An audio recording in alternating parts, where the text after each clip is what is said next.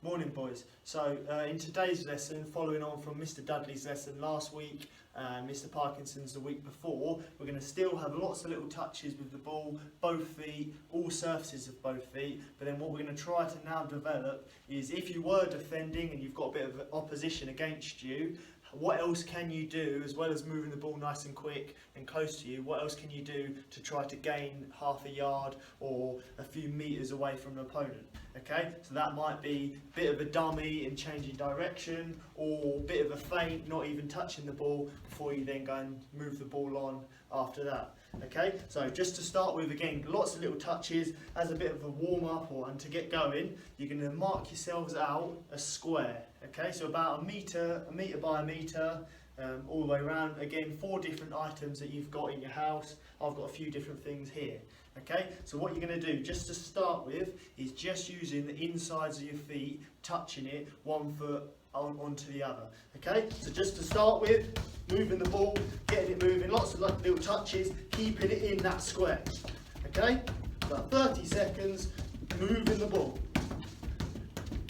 Now, what you're going to do after that, once you get that going and you're nice and warm and you've warmed up a little bit, after those touches, you're going to then knock the ball out of the square about a metre or whatever room you've got, just outside the square, then stop, come back into the square and start again. Okay, so it's as if we've got the ball near us, and then if I need to move the ball away from the defender and then just walk it back in, again, get back in that set position, get back in the start, we go again.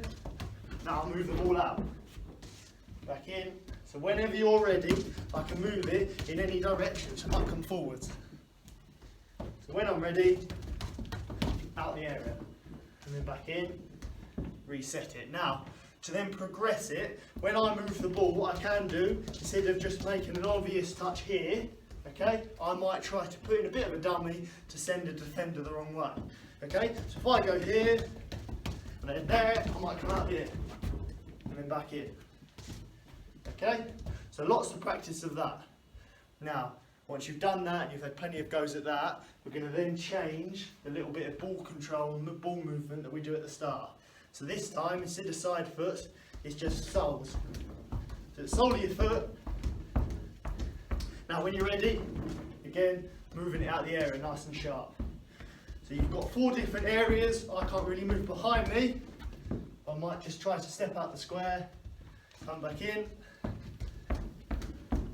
and then out, back in. Again, lots of different directions, lots of changes. So forwards, left, right, back behind me.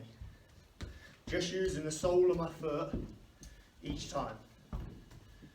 Remember again, if I want to put in a bit of a dummy, I might go one way, come out a different direction. Okay? So, sole in, I go there, back out this way, and back in. Okay, now last one. After we've done that for a little while, we're going to then move on to the last little touches in here, again with a movement outside the area. So this time is combining the inside of your foot and the sole of your foot. So this time we're going drag back, knock it forward with the same foot. Drag back with the opposite foot, knock it forward with that foot.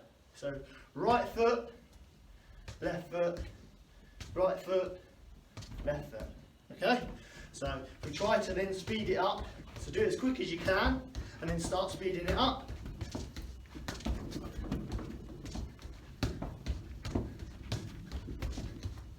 Now again, once I've done that, got used to it, I'm going to then knock the ball out the area when I'm ready. So in,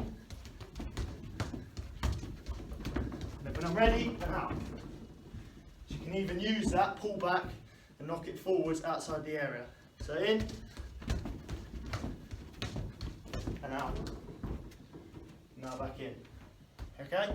Now, to progress this more, and to again recap back on week 1 with Mr. Wild, what you're now going to do, once you've gone through all of them, you can now choose what touches you do in this middle square.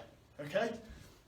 So I might say, actually, I've done quite well on that, so I'm going to stick with sole on my foot and then inside, working on both feet.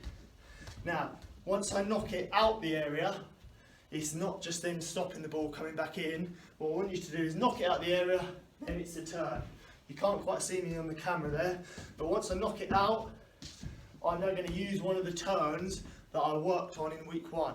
Okay, so that might be a Cruyff turn to come back in the area, or it might be a stop, drag it back, okay, or even one of the inside cut to then come back in. Okay, so I'm in here again, working on my little touches. I'm choosing this one to work on. Now when I knock it out, Cruyff back in, and then get going again. Okay, so back in, nice and sharp, I knock it out, back in, come back in. So now it's a bit of a dummy maybe, back out, roll it back in. Might go solid, knock it out, back, turn back in, and come back. Okay, so this time when you knock it out, turn back in, back into the area, and then you start again back on the little touches, and you can change it round all three that we did. So side to side, inside of the foot, or sole of the foot, or the drag, touch forward, drag, touch forward. Okay, so either of those 3 when we're in the middle. Okay. Okay, gents, so now once we've done part 1, so using the grid, and then you know what you're doing there, practicing that, so you do that for around about 10 minutes, okay, then 10-15 minutes, then we're going to move on to having a few different objects just scattered about randomly on the floor. So like I've got here, I've got a bin, cone, a few other bits, okay? So just lay them out, lay them randomly, put them down wherever you want in the area that you've got, okay? Now it's a bit more up to you which different turns, which touches you do, okay? So now, rather than me telling you how you're going to touch the ball and what you have to use, it's up to you to be creative, okay? Try the different turns, try the different touches, using outside of the foot, sole, inside, okay? All of that, as well as the different turns, and you're working and moving in and out of the different objects you've got, so they're almost defenders, okay? So you're in and out, in and round, wherever you want to go, okay? Moving round, keeping going all the way around the different areas, okay? So around the different objects you've got. Now, I want you to count slowly to 5, so about 5 seconds. Then after 5, what you need to do is stop the ball, and then you're going to go and sprint as quickly as you can in a straight line, as long as you've got the space, okay, to an object and touch it before you come back in. Now, so this time, as well as obviously working on our control, it's also working on our fitness, okay, over short, sharp distances.